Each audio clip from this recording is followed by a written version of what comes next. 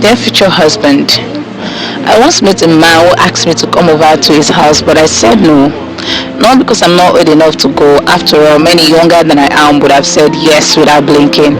But I said no because I've chosen something greater. I want to be a wife, a mother, and a woman my daughter will one day praise at the city gates. The kind of wife that makes single men admire the married. The kind that makes marriage beautiful again, compelling both on social media and in real life. The kind of woman who makes men want to be men around women again. I want to be a wife who embodies biblical virtue and grace, industrious enough to rise by 4 a.m., gather fresh vegetables from the garden of life, then go to the marketplace to sell and still return in time to thread wool through needles, knitting warm coverings for our household. A wife who rejoices in her kitchen, marveling at the rhythm of the steaming kettle as she prepares porridge with love, not once seeing this divine calling of wifehood and motherhood as a burden. A woman who bears a responsibility with joy, yet find rest under her husband's arms, glorying in the race for which she came, knowing that without his ribs there will be no woman in the first place. Praise God for the deep sleep he caused in the garden, from where her life and calling began. Bone of his bones, flesh of his flesh, formed from him, made for him. A wife her husband protects, not because she lacks her own will, hers might even be thicker, but because fulfillment is found when both give and receive. After all, joy isn't found in only being a receiver, it's in the exchange. A wife not after fleeting trends, but whose life trains in the heavenlies for her intercession, fasting, wisdom, patience, compassion, and above all, for a love that is soft, quiet, and gentle. A wife who is both a baby and a lioness. I could be anything, but still I chose, but not in the usual way. I chose lack, I chose shame, I chose loneliness, I chose setbacks, I chose to be called ugly and old-fashioned. I chose to go hungry, waist too small, clothes ill-fitting, to be told I weighed too little for my height. I chose not to afford the best beauty products, to go without makeup or bone straight hair, all so I could walk straight into my Father's original design for me, to do here on earth what is written of me in heaven. I chose to be the girl no one liked, to walk the path that was dark and lonely, to be drenched in tears, yet still wear my garment of praise. Still I chose this life with no regrets. I'm not here to belong but to be, not for fame but for fulfillment, not for empty praise but for eternal reward. Not here for anything that doesn't scream authentic, because inauthentic is fake. Not here to play but to pray. Not here to be rich but to reach lives with the gospel. Not to say I've done it all right, but to admit I've sinned, fallen in ways that deserve judgment. Not to say I've nothing to be ashamed of, but to say that even when I was careless and even while everything was on the line, God's mercy still found me. So dear husband, when you meet me, I will still be a woman in training, committed to remaining the best at what I do, not just in word but in deed. You can already see how much work I've put into me, so be assured I won't stop, not even when you're here.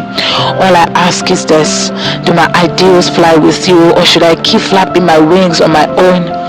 Whenever you are ready, you know where to find me, right in the deep of the sky, where I belong.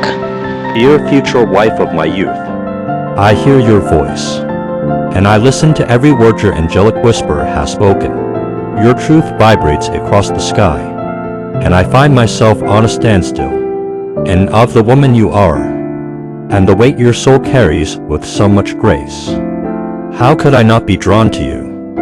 Not for the curves of your body, but for the curves of your convictions, bending but never breaking, shaped in the fire, polished by patience, refined by reverence. I see you, turning down invitations that would blur your purpose, not because you couldn't, but because you wouldn't. And in that holy no, you became the woman heaven rusts with destiny. You made choices the world mocks, but eternity applauds. You wore loneliness like a crown. You wore shame like a veil until the veil was torn. You walked where light flickered dim, so others may one day walk boldly in your flame. You are not old-fashioned. You are ancient, rooted in a truth that freighteth the world's lies. A lineage of Sarah's faith, Ruth's loyalty, Esther's boldness, and the Proverbs 31 woman's honor. You, my love, are the kind of wife that doesn't trend, Because eternal things are not seasonal. You don't follow waves. You make tides rise.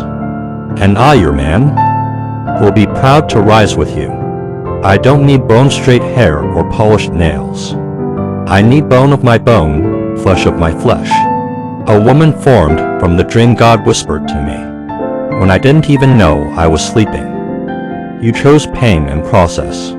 You chose silence over self-promotion. You chose growth over glitter, legacy over luxury. And for that, I choose you. I choose to be the man who holds you without clipping your wings, to love you without dimming your brilliance, to cover you not because you're weak, but because you're worthy, because God made me strong enough to shelter someone like you. You won't be alone in the garden anymore. No more hiding behind fig leaves of self-doubt. No more walking paths dark and lonely. I'm coming not just to find you, but to walk with you as we both tend the garden of purpose together. So yes, beloved, your ideals fly with me, and I've been flapping to waiting to soar alongside you.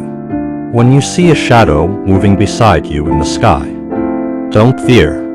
It's just me, your husband in flight, coming home to the deep of the sky, where you were never meant to fly alone.